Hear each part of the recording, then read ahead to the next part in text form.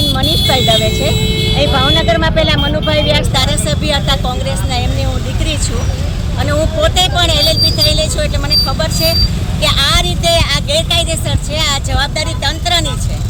મારી સાથે મારી મોટા બેન અને મારો દીકરો અને બેય સાયકિયાટ્રિકની દવા ચાલે છે બેયની, એને લઈને હું ફરવા માટે નીકળી હતી અને ત્યારે આ ઘટના છે એ બની છે. ગાડી અંદર જતી રહી, કોઈ જવાબ આપતું નથી. કોર્પોરેશન અમારા જે વિભાગના કોર્પોરેટર છે ભાવેશ મોદીને, એને મેં જાણ કરી, કારણ કે મારી પાસે એનો જ નંબર હતો. તો એ કે અમારામાં નથી આવતું, તમારે જાણવું છે કે આ કોનામાં આવે છે અને આ ગાડી કાઢશે કોણ અને કેવી રીતે કાઢશે અને અમે ક્યારે જશું. અને અહીંયા કોઈ જ અત્યારે તો હજી અડધી રાત નથી પડી ગઈ, પણ અડધી રાતે આ બનાવ બન્યો હોય તો વ્યક્તિને બચાવે કોણ? આ તો મોટી ગાડી છે, સ્કૂટર હોય કે ચાલવાવાળા હોય તો એનું શું થાય? તો કા ભાવનગરની જનતા છે એ અતિ સજ્જન છે, કા પાણી વગરની છે? મને સમજાતું નથી કે આટલા બધા વખતથી આખું ભાવનગર હેરાન થાય છે અને કોઈ બોલતું કેમ નથી?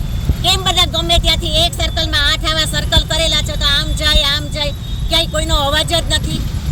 ગાડીમાં કેટલા લોકો હતા? અમે 3 જણા છીએ અંદર, હું, મારો દીકરો ને મારા મોટા ભાઈ. કોઈને ઈજા થઈ છે? ના, ઈજા નથી થઈ, પણ આ નથી થઈ એનો અર્થ એવો નથી કે એ બરોબર છે. આ થવું જ ન જોઈએ. ઓકે.